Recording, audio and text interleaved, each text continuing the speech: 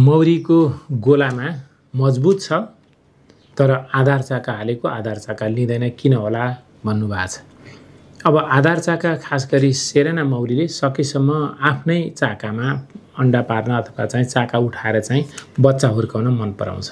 त्यसकारणले चाहिँ त्यसको लागि सबभन्दा सुरुमा के गर्नु पर्यो भने आधार चाका सबभन्दा सुरुमा बानी पार्नलाई 1.5 इन्ची मात्रै माथिपट्टि राखेर त्यसपछि चाहिँ सुरुवात चाहिँ गर्ने र बाँकी उसले आफै उठाउन थाल्छ र त्यो उठाइसकेपछि दोस्रो स्टेपमा चाहिँ हामीले हाफ र तेस्रो स्टेपमा चाहिँ फुल त्यो आधार चाका हालिदिएपछि एउटा त्यसरी बानी परेर उठाउन सकिन्छ।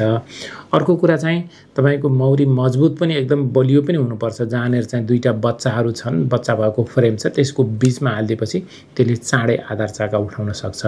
र तेस्रो कुरा चाहिँ आधार चाका उठाउनको लागि मौरीको सिजन भयो कि भएन, उसलाई चाहिँ काम गर्नलाई वृद्धि गर्ने बेला हो कि हैन, मौरीको संख्या पर्याप्त छ कि छैन, त्यसले चाहिँ भर पर्छ। त्यसकारण चाहिँ यो तीनवटै कुरालाई ख्याल गरेर मौरीले आधार चाका उठाउने गर्छ र कहिलेकाहीँ चाहिँ आधार चाकाको क्वालिटीमा पनि भर पर्छ है त।